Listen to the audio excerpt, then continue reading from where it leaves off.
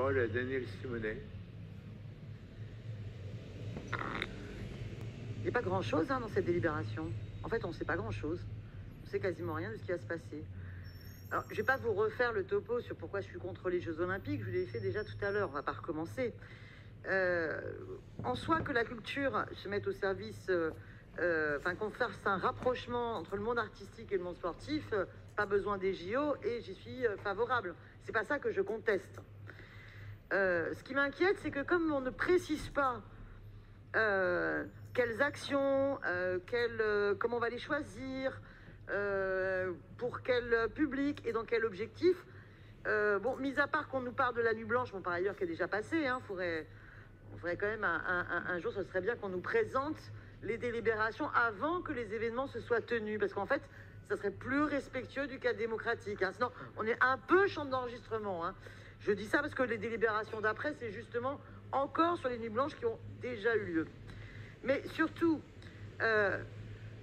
qu'on encourage des manifestations culturelles qui sont en lien avec le sport. Oui, mais j'espère que personne n'a envie d'encourager l'instrumentalisation de la culture au service d'une propagande pro-Jeux Olympiques. Parce que exploiter la culture dans une logique de propagande, excusez-moi, mais ça n'a rien à faire dans la capitale des Lumières. On ne doit pas procéder ainsi. Donc dans les manifestations culturelles, est-ce qu'on va donc assumer de financer par exemple des manifestations qui permettent de faire réfléchir sur les Jeux Olympiques?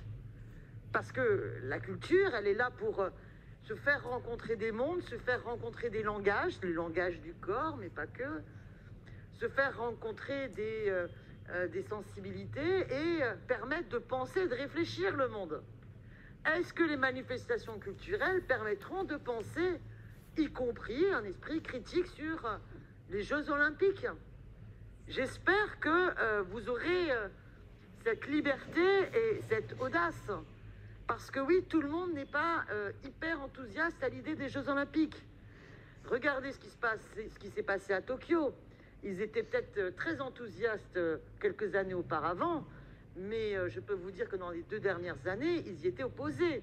Et le peuple demandait l'annulation de ces Jeux Olympiques, qu'il n'ait pas lieu, pour tout un tas de raisons, et qui ne sont pas que des raisons liées au Covid, qui sont aussi des raisons liées à la catastrophe de Fukushima et à l'histoire particulière du Japon, mais qui sont aussi des raisons qui sont partagées également en France par de plus en plus de personnes, qui est de se dire, mais finalement, c'est plus une fête des sponsors qu'une fête du sport.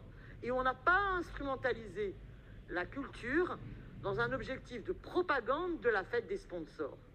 Donc permettons aux artistes en liberté, parce que l'art doit être un art libre, d'exprimer ce qu'ils ont à exprimer sur les Jeux Olympiques. Là, je trouverais ça audacieux et intéressant.